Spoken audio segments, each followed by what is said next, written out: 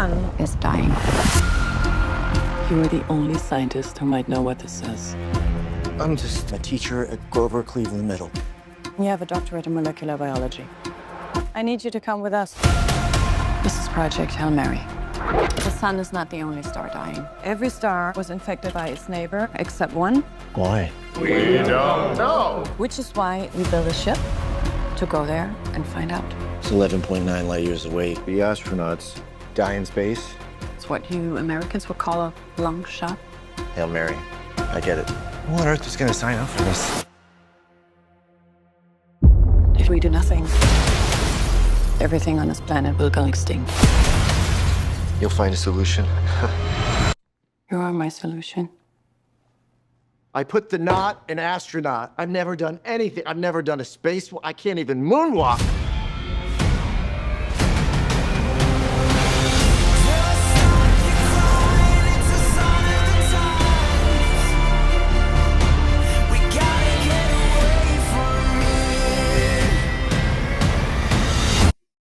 Hey everyone, welcome to another episode of Bus Stop Boys. I'm Zach.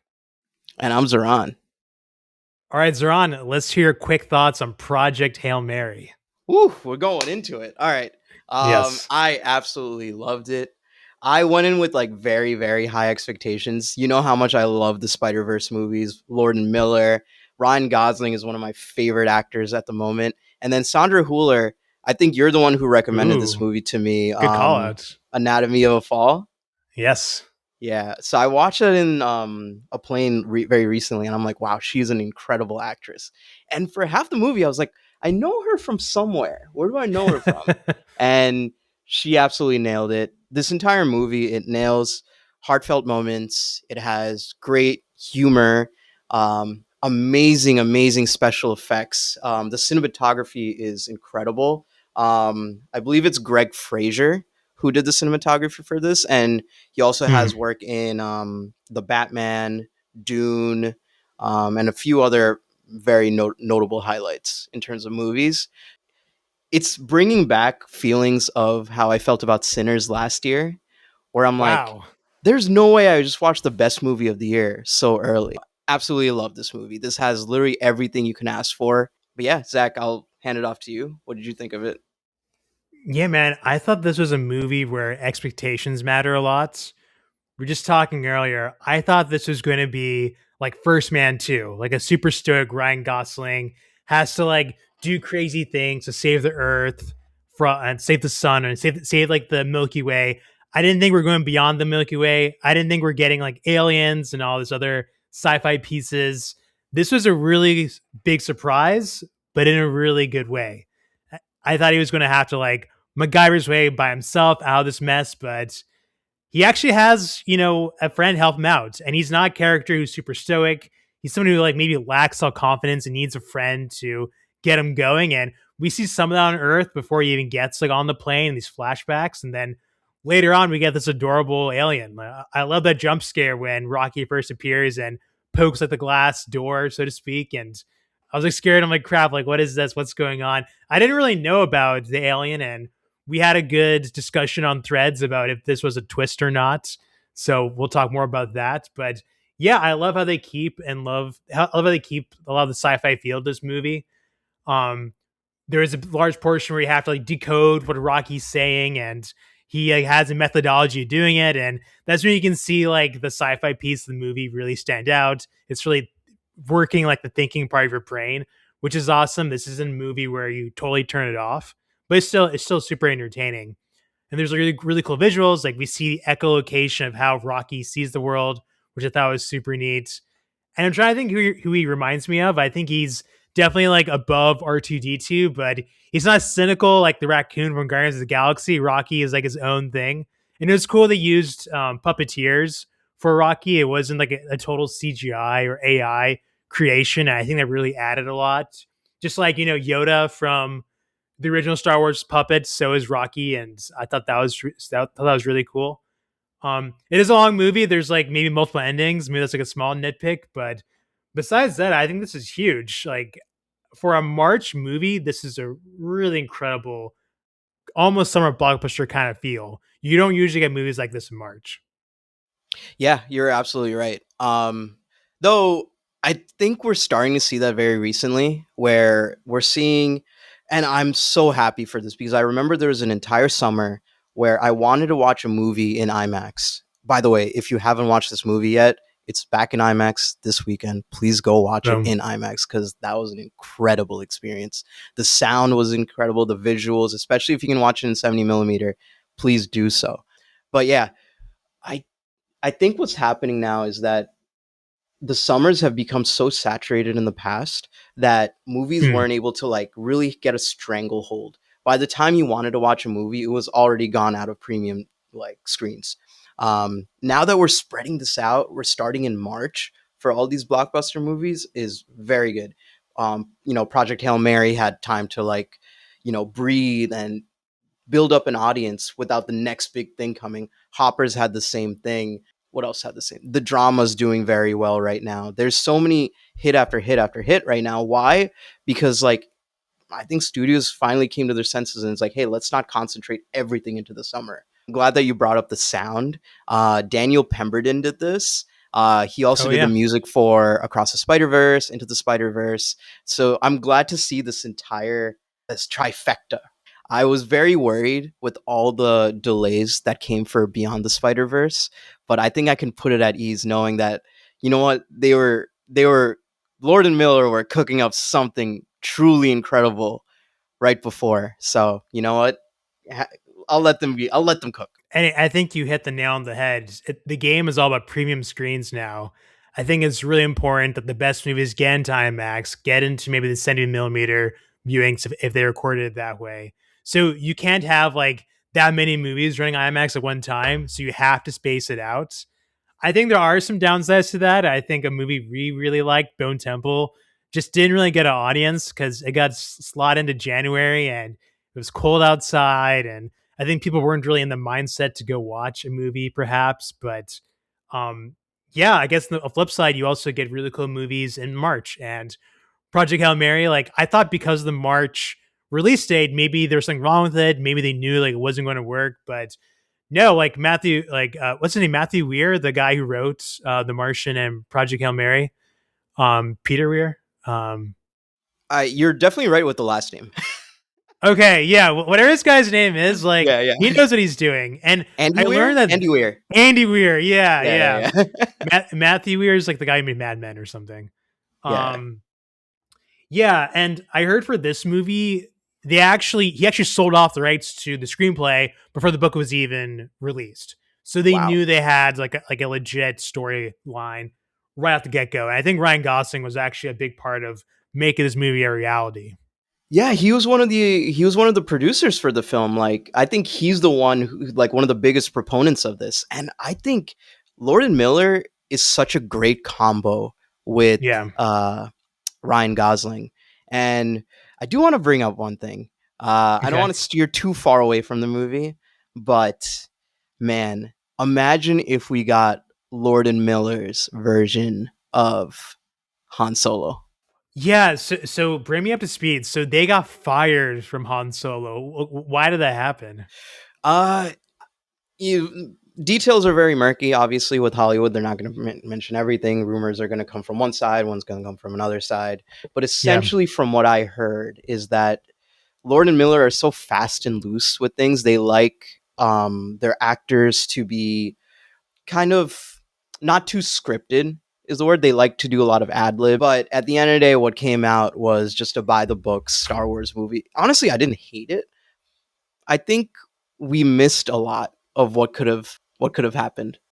Yeah. Yeah, we have a friend, Eddie, who actually walked out of Han Solo. He was just kind of bored and left. So like that's the only time I've ever heard of someone like leaving a movie. So not the best reviews. So but yeah, I really wish they had kept Lord and Miller.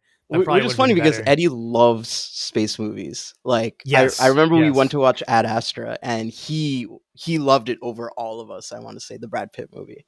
No, Han Solo. I think it just became a generic Star Wars movie, and I think it led to this downfall of like interest in the movie as well because unfortunately it did come up after I want to say either The Last Jedi or Rise of Skywalker. So people's feelings about Star Wars was like at an all time low. and then Han Solo came out, and it was just also just generic mediocrity.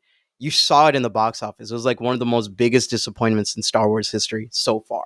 So, Have they done anything since then, or that was their last big project? Lord and Miller? Yeah. No, they did Spider Verse movies. Okay, cool. Yeah, that'll happen Yeah, between. yeah, yeah. Give the They did timeline Across the stuff. Spider Okay, Verse cool. movie. They built up a very strong partnership with Sony for the most Yep. part. I think they also produced the Mitchells movie on Netflix, which was really good. It actually followed a lot of the similar animation style that Into the Spider Verse has. Great movie if you haven't watched it. Great family movie. Yeah. So like, I think this is really interesting because Lord and Miller are on the up and up, and then Ryan Gosling, he also had almost like a career like Pitt almost. What was that movie with Gladiator? The Good Guys, is that what it's called? Nice guys. Yes, The Nice yes. Guys. Yeah. Yeah. So like, which I think is like maybe underappreciated, but I think some people thought it was kind of like a career pit, so to speak, for Ryan Gosling. Like, oh, this guy can't actually lead a movie. Like that wasn't a super successful movie commercially. The last couple of years, I mean, he racks up some wins. He has Barbie, obviously. What's it called? The Fall Guy, which like doesn't do too bad. And then now he has a huge home run with Project Hail Mary. Yep. Zahran, is Ryan Gosling the new Tom Cruise? I think he surpasses Tom Cruise, to be honest. I think Wow, he holy has, cow. Yo, hot yeah, take right here. I think he has more range for sure. He's able Wow. to do comedy far better. I just think Tom Cruise is just very good at choosing his projects very well, and he just loves doing his own stunts. I think that's just like the persona that Tom Cruise has built. But Ryan Gosling, like let's just go through his journey right now, right? Yeah. I honestly don't remember the first time I really saw him in a movie. Maybe it can't be The Notebook because I watched The Notebook much later in his career. Oh, Uh, wow. That for me was the first movie. Really? No, yeah. Like I think that for most people that is right. So his Yeah. career trajectory is very interesting. I remember him in Drive, which I really liked. Yep. He had like this stone cold phase that we were talking about before, right? Drive, Blade Runner. What was the other movie you mentioned before? Blue Velvet, Into the Blue Pines. Velvet. It's really dark, brooding, romance, thriller kind of movies. Yeah. And I think what happened, like maybe it was Crazy Stupid Love, maybe like which started it, or it was, La La Land. La La Land, he's also very stoic in that movie as well, right? That's Um, right. Yeah. so maybe it was Crazy Stupid Love, but I think although Nice Guys failed, I think a lot of directors and a lot of Hollywood took notice of his acting and saw how charismatic he is and how funny he is in that movie. And I think although it wasn't a box office success, it, brought a lot of people back into thinking like, "Oh, damn, he's a great actor. Like hilarious, he's funny." And I think although that was a failure, that helped him lead to where he is today, like with Barbie, with I know a lot of people didn't like it, but the most recent movie with Emily Blunt, and yeah, Yeah. Project Hail Mary. Yes. Yeah. Right. Yeah. And I think one thing that changed, obviously, is like now he's a dad. I heard that now he wants to make movies that are a bit more like fun that like maybe his kids can watch as well. And hmm so you see him picking that with Barbie and Project Hail Mary. And then next year he has the new Star Wars movie coming out, which we will talk a little bit more. Now that movie's looking pretty good. Like he did a good job of Project Hail Mary. And so obviously a Star Wars movie, Star Wars Starfighter, that's probably going to be a really good movie as long as they don't totally destroy it with like the screenwriting or whatnot. People will show up the opening weekend for Ryan Gosling. Damn, you're right. He is taking over Tom Cruise. He's doing a plane space Yeah, fighter it's movie. true. That's so true. Taking over everything from him right now. Jeez.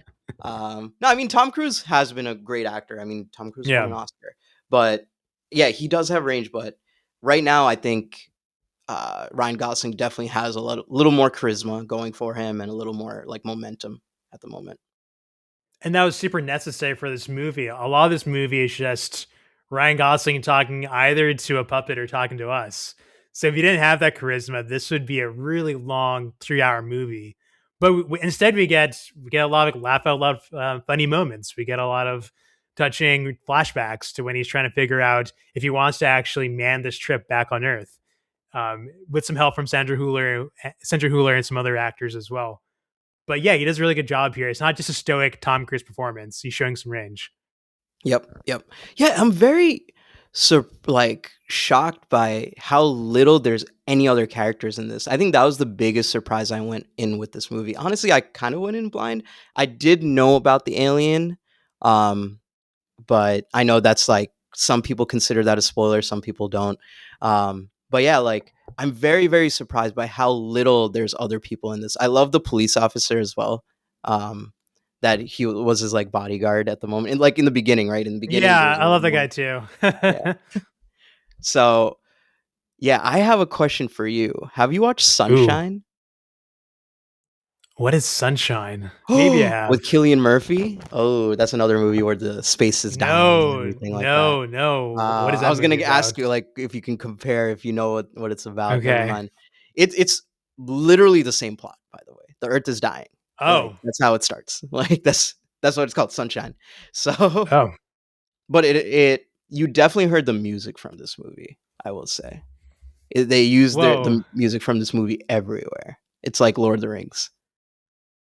Yeah, there's really a soundtrack. I'm looking at Sunshine right now. The screenplays are Danny Boyle and Alex Garland. That's a pretty Yes, heavy yes. duo. Is this a good movie? Like, should I And watch Cillian this? Murphy. It's like the Yeah, and Killian 28 days Murphy. later. Yeah, Yeah. yeah, exactly. Holy cow! It is a great I first two-thirds of a movie. oh, okay, okay.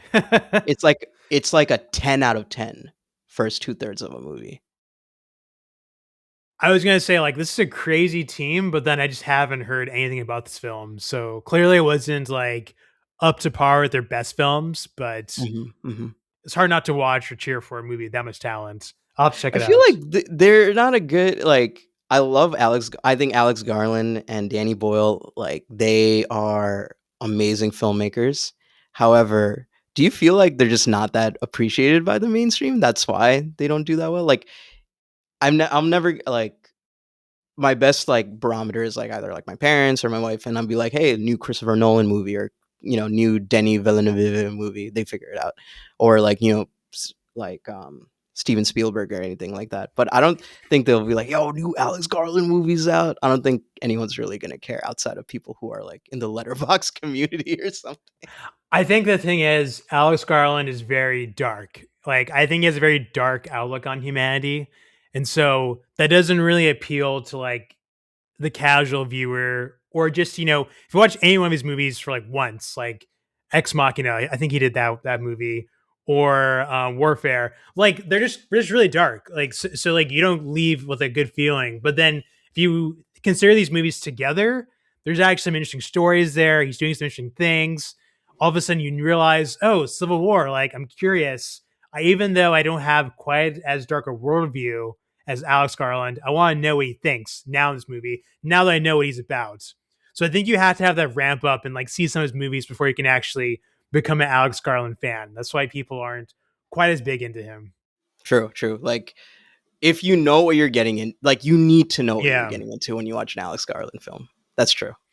And that's one reason why last year's 20 Years Later movie is so awesome, because the darkness of Alex Garland is kind of balanced out with like the whimsicalness of like Danny Boyle. But Danny Boyle is bringing all these weird like needle drops and like all these colors and kind of like wacky like pieces of the movie. And then Alex Garland has more like, let me actually plot out the apocalypse. Yeah. So they're a good duo when they actually get it right. And you definitely saw it last year, 20 years later. We need to have a Q1 episode or something like that to discuss like 28 years later and all these films. I'm so happy you finally watched it, man. I'm okay. Yeah, man. I'm not trying to divert this conversation from Project Hail Mary, Right. but after watching 28 years later, would you place it in your 2025 top 10? 100%. Woo! Nice, nice. Top 5? Yeah, I actually went back and edited it. I think I put it like number 3 or something. That's incredible. Wow, you had Yeah. 3 horror movies as your top 10. And in your top 3. Your Wow. top 3 Yeah. was Yeah. horror movies. Basically, like Sinner or Weapons, Sinners, and then Yeah, 28 I years. think like one battle after another, and One battle, yeah. 20 years later, we're like right there. Very nice, very nice. That's great to hear. But it's also sad because like these films are not doing well box office wise. I think another problem is like I was actually at a cafe at work and I heard some people talking about how they were going to go watch 28 or Bone Temple at home. And then the Hmm. person they were talking to was like, "Wait, I thought the movie came out last year. Like why are you watching on demand right now?" And it's because Yeah. it came out like 6 months, or like not literally 6 months, but like what 8, 10 months after the previous movie. It's a little Hmm. too soon, I feel. So I think some people just didn't realize it was a different movie. I think they assumed it was the same movie. I think you nailed it. I've heard that elsewhere as well about the movie. It just sounds too similar. And yeah, in the first movie, a large portion of the film takes place on the Bone Temple. So even if you heard the second part and Yeah. said the Bone Temple, you'd be like, "Oh yeah, I watched it." But yeah. All right. Yeah, Okay. Come. back to Project Hail Mary. Do you want to get into spoilers, or is there anything else you want to talk about beforehand? Let's do it. All right. I do want to get into Sandra Huller's character. I think she's definitely the most complex character in this. I've heard some background about her story in the book, and like she's very pragmatic, and there's like an ethical dilemma with how she acts in the movie. How do you feel about her character? I thought it was super interesting. I think her name is Stratz. I think to quote Andy Weir, she's like kind of the character, kind of the leader sometimes we want to be, where it's like, hey, I can cut through all the red tape and just go do this thing in order to save the world. There's not like it's not these like crazy bureaucracies or other people have to consult. She kind of has that aura that, oh, I know what to do. I've kind of mapped it all in my head. I'm super logical, so I know exactly what's going on. So the thing is, it's an interesting foil to Ryan Gosling's character, who is a little more like a little more clumsy, a little more like, oh, like I kind of know what's going on and I'm not taking life too seriously. Like I'm just teaching like a elementary school science. I'm not trying to like change the world or be super rich or anything else like that. I'm just trying to be in my like little safe space. And Sandra Hiller's character is like trying to push him out into that. So yeah, I thought she was definitely a necessary character to keep things moving. And apparently the karaoke scene was partially inspired by Sandra Hüller just like singing on set, like for fun. And they're like, "Hey, you're pretty good at this. Let's like add in a karaoke scene." So Yeah. I'm glad we had that. It was kind of a bummer that I think the second, like, or last third of the movie, she's not super present. We do see like her like many decades in the future or whatever when basically Ryan Gosling sends back the bacteria or whatever back to Earth, and we see Sandra Hüller one last time receiving it and saving the planet. But yeah, I almost did feel her absence towards the end because Mhm, we had seen her mhm. a lot more in the beginning. She's pretty good. Yeah, she was very rare in the second half of the movie. Yeah. However, I'll say the scene before, the ending, but like the scene before is the most controversial action that she takes and is considered the biggest spoiler in the film as well. Oh, How that Grace, who is Ryan Gosling's character, he has, over the entire movie, like he has amnesia from like his coma, like medically induced coma to travel. Um, and you see through flashbacks through the movie, it's a very non-linear film. But over time, you see through flashbacks, how he's learning to help and this astrophage and everything like that. But near the end, the scientists who were supposed to go on the ship die in an accident, and sorry. Go no way. ahead. And Jaws on the that was my jaw dropping at the spoiler, yeah, dude. no way. What? And what Sandra Huller's character does, Eva Stratt does, is he forces Ryan Gosling's character to go into the ship. And basically they flip everything around, or they're supposed to flip everything around and show like, oh, Ryan Gosling's character is actually a coward and he wasn't brave. He didn't volunteer to go on this suicide mission. He was forced to by Eva Stratt. um how do you feel about that whole scenario? Did you notice it? Did you? Yeah. It didn't feel like a huge crazy twist that other people said that too. I just feel like, given his personality, we knew this wasn't a character with a ton of self confidence. When I learned that they had to force him to take the trip, I was like, okay, I could totally see that. This is almost like not even shocking. And Yeah. we knew that Sandra Hüller is like this kind of like I control everything kind of character. So this idea that she would do something like stuff him on this trip and put tranquilizer in him to like go to sleep and stuff him in there. I wasn't like shocked out of my mind. I know that is like the second big twist of the film after there being an alien. I will say it is a bummer we don't get more time with the other two characters who die before before Grace wakes up. I forget the actor's name, Ken Lung, I think. He's like an industry. Rush He's Hour. like Russia. Oh yeah, he's in Rush. I guess he's in Rush Hour as well.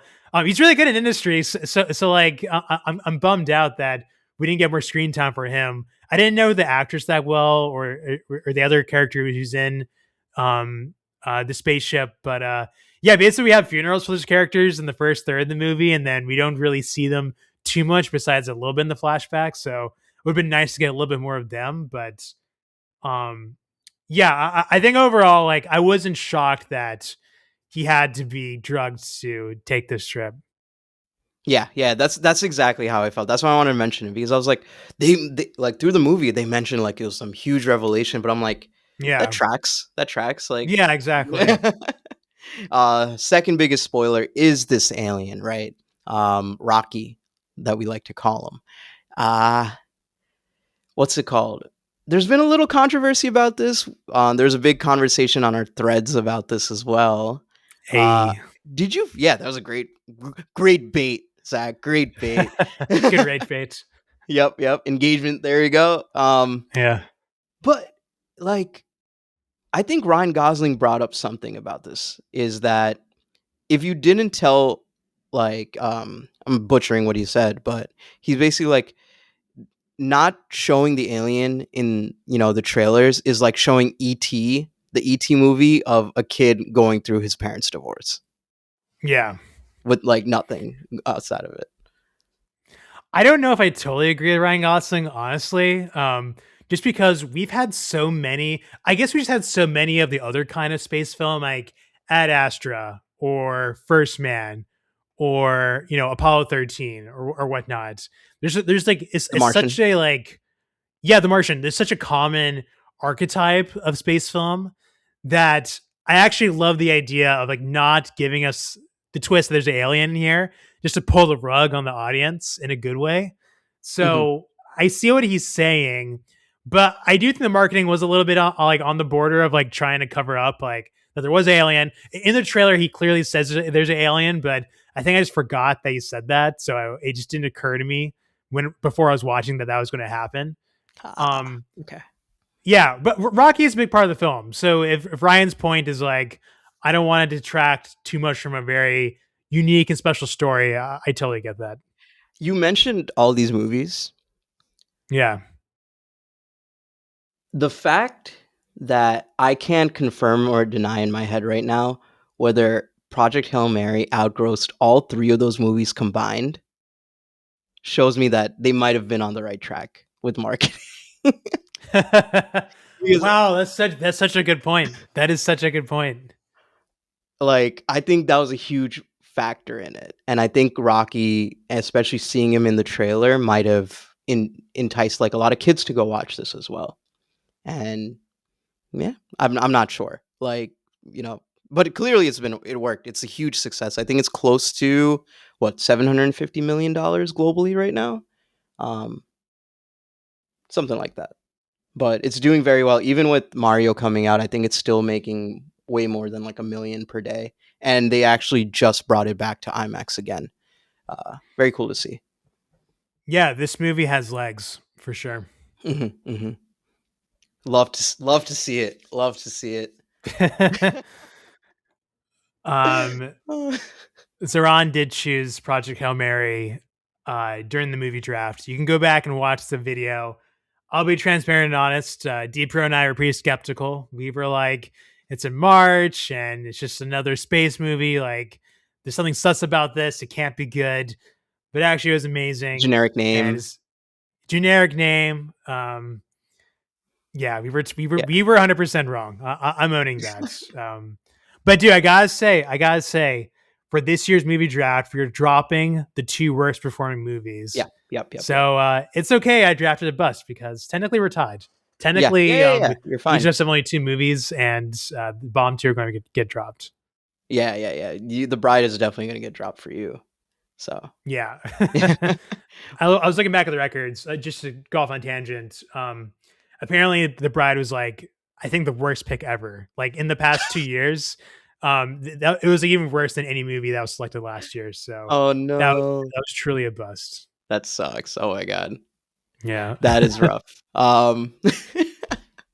uh, anyways, coming back to everything. How do you feel about the science? Andy Weir is known for his hard science. He likes to do a lot of his research on this. Um, it did. I think it definitely did feel like hard science. I'm not an astrophysicist or anything, but it tracked. Uh, there's some criticisms about the centrifuge where they put the 2 tubes right next to each other, but it could auto balance. I still remember that from chem. But wow. yeah, well, how did you feel about the hard science and everything like that? I thought it was a good balance of it being like legit hard science. You got some microbacteria, you have centrifuges, you have like predators and prey. So you got some like the greatest hits on biology like in this storyline, but it's not too complicated. This isn't like, I can't think of any movie at the top of my head that goes overboard with biology, but you can see how it might.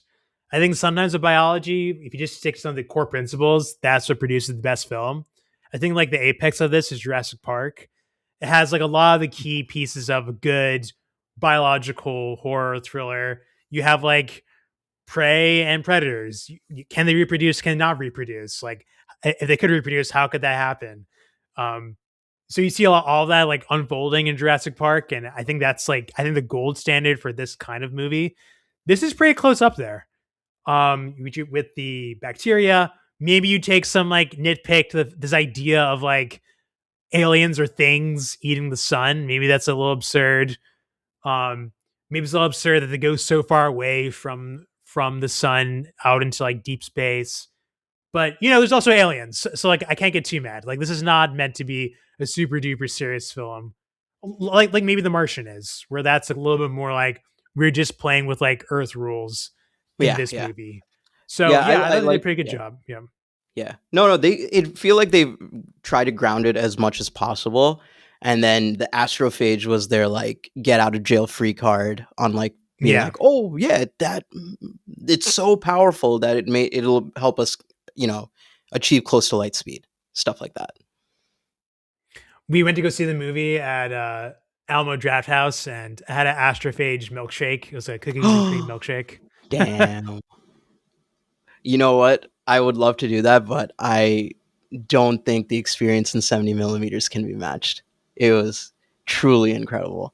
I can't argue with that. I will say though, all the haters saying Alamo Draft House is like over and dead, I thought it was fine. I think ordering on a phone was okay. Like super spicy hot take. Maybe this might be the hottest take of the episode. I think everyone on the internet's been hating on the new Alamo Draft House ordering style, where you're not using pen and paper anymore. You're doing it on your phone. It's totally fine. Interesting. Like it's still good. Oh, I had no idea that actually happened. I mean, isn't that the whole point of Alamo Draft House though? That like they're very that's what strict everyone with says. phones? But to be fair, like films have gotten so less mainstream lately that I think they're just doing anything to get people to get their butts in seats. Though apparently Gen Z, they're bringing it back, going back to movie theaters. So good to hear. I hope so. I think Alamo Draft House self-selects for like a certain kind of moviegoer who's not going to be like obnoxiously like putting her phone up on like full blast to like annoy people. Yeah. That's very true. And like people like at the end of the day are also like eating and drinking. So like there's going to be some like noise associated with that. Yeah. So I thought it was fine. I didn't think the phones detracted too much when I saw Project Hail Mary at Alamo Draft House. Thank you for sponsoring Alamo Draft House. I'm just kidding. All right. Last thing. Where would you rank this in maybe your like top 5 to 10 space movies. Would this go into your top Ooh. 10 or 5? So less controversial thing that I mentioned to you earlier. Yeah. I'm trying to think which space movies are clearly better. This movie's pretty good. I mean, I feel like some of the other classics, Apollo 13, I think is a Tom Hanks movie. That's a pretty good movie. Not so much because of space stuff. It's just this idea of like, let's just toss everything that's in the space shuttle like on our desk here in Houston and figure out how to like get back to Earth. I think like that's the best kind of that film, right? Of like we have to like just figure it out and get back. I probably rank that movie ahead of The Martian in that sense. Right. Um, in Also, terms what of do you like, categorize yeah. as a space movie? I just realized I don't even know. Well, I was going to say, in terms of like weird sci-fi movies in space, like Yeah. last year we had Mickey 17. That's Mhm. kind of like in that genre of like out of space and kind of strange, and that is like almost a little bit like off the ledge, being strange, Yeah. like being strange for the sake of being strange. Ad This is Astra. like a happy medium. This is like you do have some strangeness, but it's contained, and Ryan Gosling is given the tools for him to carry the movie in a good way. So this has to be up there. Yeah. How do you feel about it? I think it might go into my top 5 in terms of space Yeah. movies. When I'm thinking about space movies, I'm thinking of like Ad Astra, Interstellar, Right. like Yeah. The Interstellar Martian. is a big Like one. not really action, like not like sci-fi action, but more just like sci-fi like exploration. Maybe that's how it Yeah. feels with this. 2001: A Space Odyssey. Yeah. Yep. Oh my god. Damn. It's I can't. It's too much recency bias right now to be able to tell if it's actually in my top 5 or 10. Maybe top 10. Probably top 10. I think it'd probably make my top 5. Yeah. Yeah. There are some heavy hitters. There's Interstellar. There's 2001: Space Odyssey. Apollo 13, maybe. Yeah. But this one's pretty good. Yep. Yeah, another thing I wanted to mention about like the hard sci-fi, especially with Rocky, right?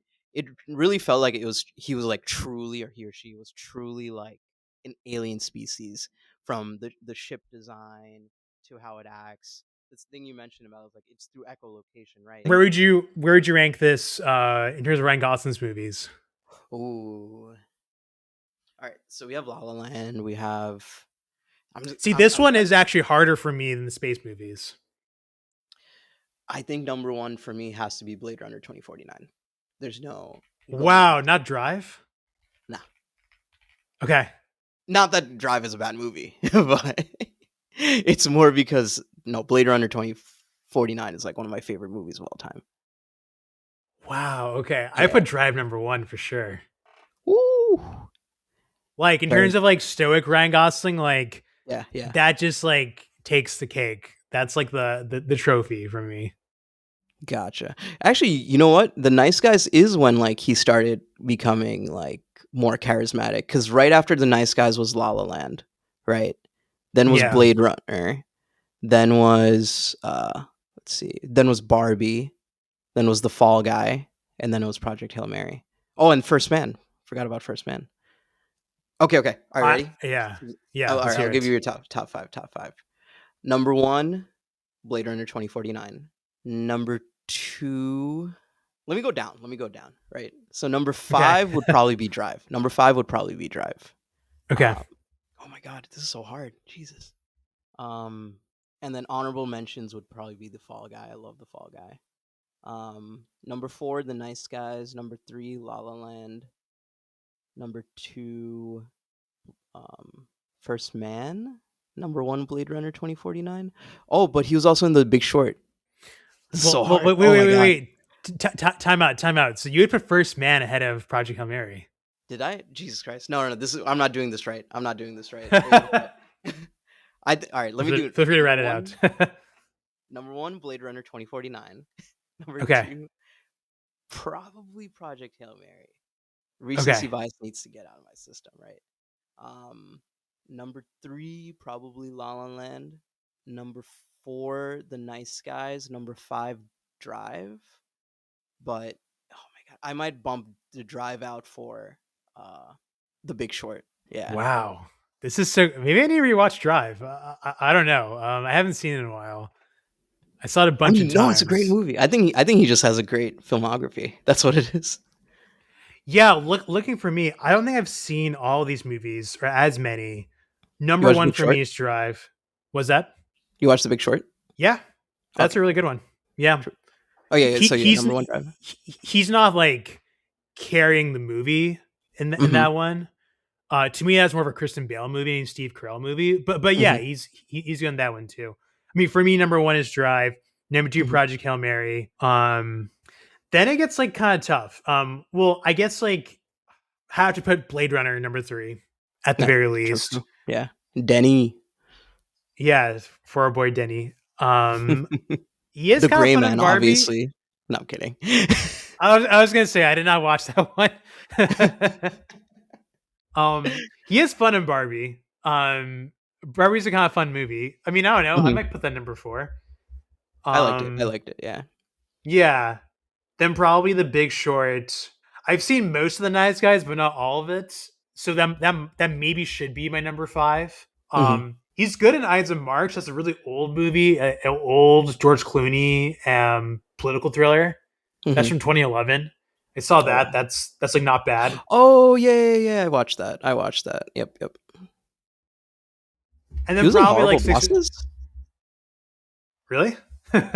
It's in. Yeah, it's probably not true. um, Probably like six or seven would be Fall Guy for me. Not that I Yeah. hate that movie. It's just not the same tier as other ones. Yep, yep. Same, same. Um, Yeah. yeah, yeah. I haven't seen First Man. I need to rewatch Nice Guys. First Man's great. Yeah, If you can watch it in theaters, if it ever comes back, like now would be the perfect time to re-release First Man. 100%. Yeah, I didn't catch it the first time. I don't know why. I think just like it felt like I knew what the movie was going to be about, so I didn't prioritize seeing it. Mhm. Kind of like how I underestimated this movie. Had the same problem, but actually, this movie Right, is very right. different. So I'm glad Mhm. it was. Nice. He's like, I Yeah, this wonder guy what has a really good happens. film set. He does. He does. He's Yeah. really building this up. Still feels young. Like it still feels like he's not new to Hollywood, but like you know, still feels like he has a lot to prove.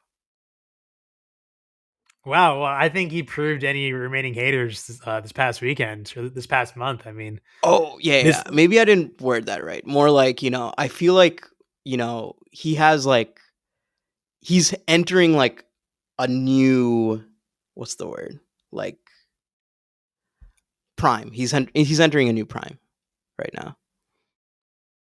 Yeah, I think now he's in that like Tom Cruise range, in my opinion. Mhm. Especially with if this new Star Wars movie goes well next year, he's definitely right there for a actor who can carry a film, Is he about to a save Star blockbuster. Wars? Was that? Is he about to save Star Wars?